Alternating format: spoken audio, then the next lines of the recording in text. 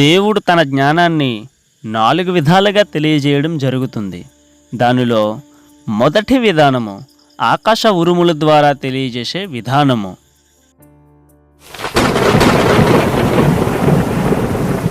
అర్జున పాల్గొన కిరీటి.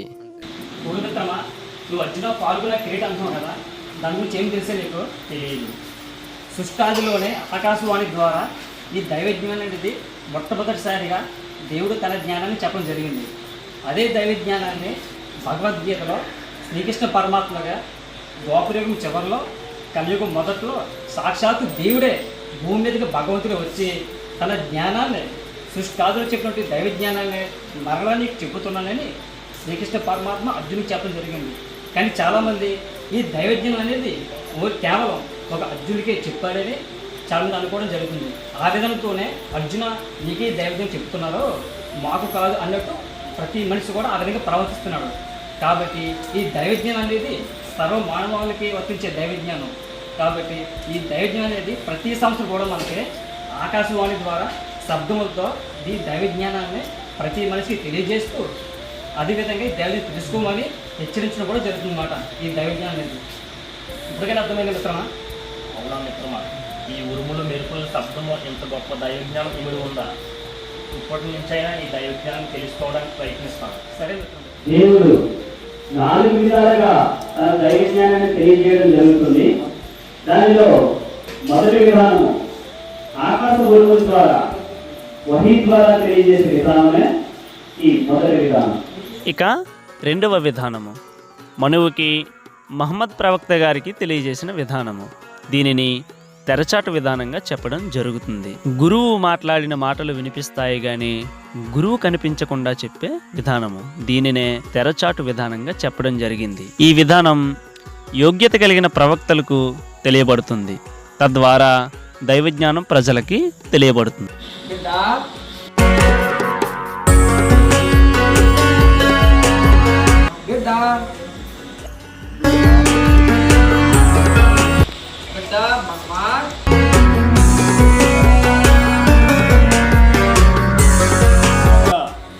పన్నెండు దినములు గడిచాయి.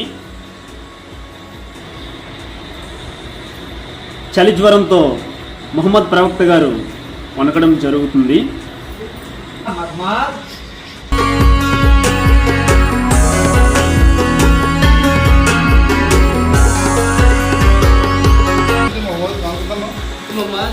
జ్వరం వచ్చిందా? వణుకుతున్నావు?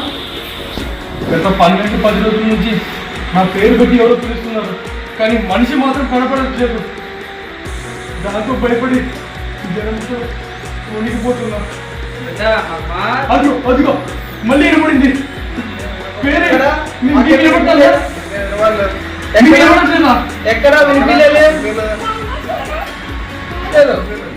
ఈ రకంగా నాకు 10 రోజుల నుంచి జరుగుతుంది. మనిషి కనపడట్లేదు, శబ్దం మాత్రం వినపడుతుంది. ఏది మాకు వినిపించలేదే. ఈ విధంగా ముహమ్మద్ ప్రవక్త గారికి 12 దినములు స్వప్నంలో గురువు మాట్లాడినటువంటి మాటలు వినిపించాయి కానీ వ్యక్తి కనిపించకపోవడం వల్ల 12 దినములు చలి జ్వరంతో ఉండడం జరిగింది.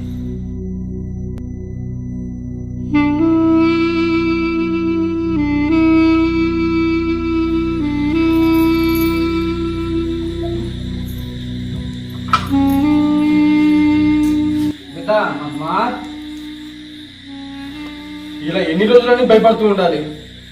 ఈ శబ్దం మరీ వినపడుతుంది, మనిషి మాత్రం కనబడట్లేదు. అందులో ఈరోజు శుక్రవారం.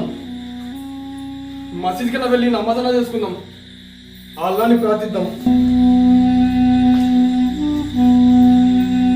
అష్హదు అల్లా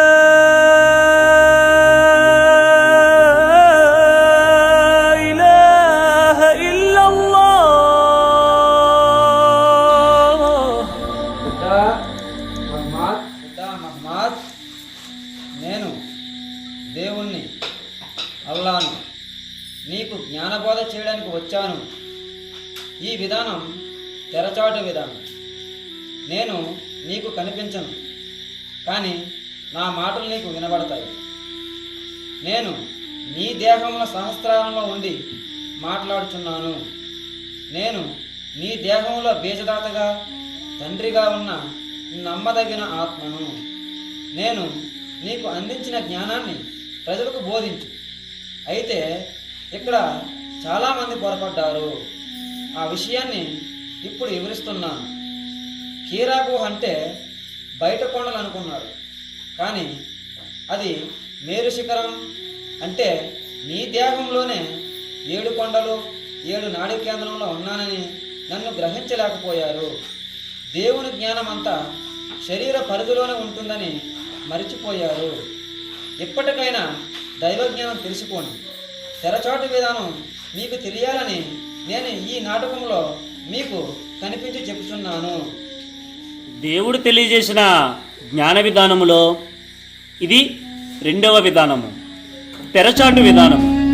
దీని రహస్యం ఇప్పుడు మనకు తెలియబడింది.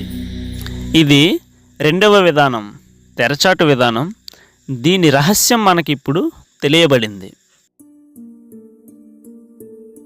దేవుడు తన జ్ఞానాన్ని తెలియజేసే విధానములో 3వ విధానము, భగవంతుడిగా శరీరం ధరించి భూమిపైకి వచ్చి నేరుగా ప్రజలకు తెలియజేసే విధానము. అణువణువున వ్యాపించి విశ్వం మొత్తం వ్యాపించి ఉన్న నిరాకారంగా ఉన్న పరమాత్మ మనుషులకి జ్ఞానం తెలియజేయడం కోసం కుమారుడిగా ఒక నరశరీరం ధరించి భూమిపైకి ఉద్భవిస్తున్నాడు. ఎందుకనగా తన ధర్మాలు తానే బోధించడం జరుగుతుంది. పరిత్రాణాయ సాధూనాం వినాశాయ చ దుష్కృతాం ధర్మ సంస్థాపనార్థాయ సంభవామి యుగే యుగే. ధర్మాచరణ కలిగిన వారిని సంరక్షించుట కొరకు, అధర్మ ఆచరణ కలిగిన వారిని లేకుండా చేయుట కొరకు ప్రతి యుగమునందు నన్ను నేనే సృజించుకొని ఉద్భవించుచున్నాను. జానాంతి మాం మూఢాం మానుషీం తనుమాశ్రితం పరం భావమజానంతో మమ భూత మహేశ్వరం. సర్వజీవరాశులకు అధిపతినైన నేను మానవ శరీరం ధరించి భూమి మీదికి వస్తే నా శ్రేష్టత్వము, నా భావం తెలియని మూఢులు నన్ను అవమానించుచున్నారు. విశ్వాధికారి అయిన పరమాత్మే మారువేషంలో కుమారునిగా భగవంతునిగా వచ్చి ఎంతో విలువైన జ్ఞానాన్ని బోధిస్తే ఆయనను కానీ ఆయన జ్ఞానమును కానీ గుర్తించక దూషిస్తే ఎన్నో జన్మల క్షమించరాని పాపం వస్తుంది. ఇప్పటికైనా మనము మారుమనస్సు పొంది 3 దైవ గ్రంథాల జ్ఞానాన్ని అసూయ లేకుండా తెలుసుకుందాం. ఇది నా విన్నపం. దేవుడు జ్ఞానం తెలియజేసిన విధానములో 4వ విధానం. 3వ విధానములో దేవుడు భగవంతునిగా వస్తున్నాడు, ధర్మాలు బోధించి వెళ్తున్నాడు. 4వ విధానములో గురువే శిష్యునిగా మారి జీవాత్మ అయిన ఒక శిష్యుని ఏర్పరచుకొని జ్ఞానం బోధించసాగాను. గురువు ఆ శరీరము నుండి జ్ఞానబోధ బోధించసాగాను. మిగతా శిష్యుల తలలో గ్లాని అంటే అజ్ఞానము తీసివేశాను. అయితే ఒక గమనిక, 2వ విధానము 4వ విధానము ప్రవక్తల ద్వారా దైవజ్ఞానం తెలియజేసే విధానమే అయినప్పటికీ 2వ విధానములో దైవజ్ఞానం మాత్రమే బోధించడం జరుగుతుంది. కానీ 4వ విధానములో దైవజ్ఞానం బోధించడంతో పాటు అధర్మంగా నడిచే వారిని శిక్షించడం కూడా జరుగుతుంది.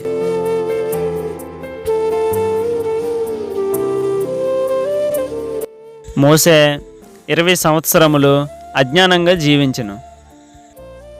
21వ సంవత్సరములో ఒకరోజు స్వప్నములో శ్రీరామ ధర్మరాజులు కాంతితో దర్శనమిచ్చెను. అప్పటి నుండి మోసేకు గ్రంథిరాజము తెరవబడి ఆ స్వప్నములోనే తౌరాత్ గ్రంథమును శ్రీరామ ధర్మరాజులు ఇచ్చెను. అప్పుడు మోసే తౌరాత్ గ్రంథము కళ్ళకు అద్దుకొని గురువుకు నమస్కరించెను. ఇలా గ్రంథిరాజములో తౌరాత్ గ్రంథము చూసి చదివేవాడు. రాత్రి గ్రంథిరాజంలో చదివేవాడు. రాత్రి అంటే 3 గుణాలు దాటి 4వ భాగమైన ఆత్మభాగములో బ్రహ్మనాడిలో గ్రంథమును చదివి పగలు బోధించేవాడు. గ్రంథమును రాత్రిలో చదివి పగలు బోధించేవాడు. ఇలా గ్రంథాన్ని 34 సంవత్సరములు బోధించడము జరిగింది. 54వ సంవత్సరములో గ్రంథాన్ని చదువుతుండగా ఆ శరీరములో గురువు దర్శనమివ్వడం జరిగింది. అయితే ఆనాడు బయట సినాయి పర్వతం అనుకున్నారు. వాస్తవంకి మేరు శిఖరం అంటారు. మేరు శిఖరం అంటే 7 నాడీ కేంద్రాలు. 7వ నాడీ కేంద్రములో సహస్రారములో ఆ రోజు గురువు దర్శనమిచ్చి ఒక స్నేహితునితో మాట్లాడినట్లు మోసేతో అల్లాహ్ నేరుగా మాట్లాడాడు. అయితే ఆ శరీరములో జరిగినటువంటి గురు శిష్యుని పాత్ర బయటికి తెలిసే విధానము కాదు, కానీ ఇక్కడ మీకు చూపించడం కోసం బయటికి చూపించడం జరుగుతుంది. ఎవరు మీరు? భయపడకు, ప్రశాంతంగా ఉండు, సమాధానమిస్తాను. నేను మీ తండ్రులు కొనిచిన దేవుణ్ణి, అబ్రహాం, ఐసాకు, యాకోబులకు దేవుణ్ణి. దేవుడా, నా వద్దకు నీవెందుకు వచ్చావు? నేను నా ఇజ్రాయేల్ ప్రజల ఆర్తనాదాలు విన్నాను. నేను మహారాజుల వద్దకు నిన్ను పంపిస్తాను. నా ప్రజల్ని విడిపించు, వారిని జ్ఞానులుగా మార్చు. నేనా? నాకు సరిగ్గా మాట్లాడడానికి రాదు. నత్తి, ప్రజల మధ్యకు వెళ్ళి ఎలా మాట్లాడగలను? నాకు కాకుండా వేరొకరికి అవకాశాన్ని ఇవ్వండి. ఎవరికివ్వాలో నాకు తెలుసు. సరే, మీ ఆజ్ఞ.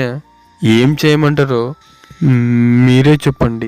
నేటి నుండి నన్ను గురించి, జ్ఞానం గురించి ప్రజలకు బోధించు సర్వాధికారము నీకు అనుగ్రహించుచున్నాను. నీకు తోడుగా నేను ఉంటాను. నా అధికారం ఉన్న నీవు ప్రజలలో జ్ఞానదీపం వెలిగించే శక్తి కలవాడువు అవుదువు. ఇక నుండి ప్రజలకు సంపూర్ణ జ్ఞానాన్ని బోధించు. నీకు తోడై నేను ఎల్లవేళలా ఉంటాను.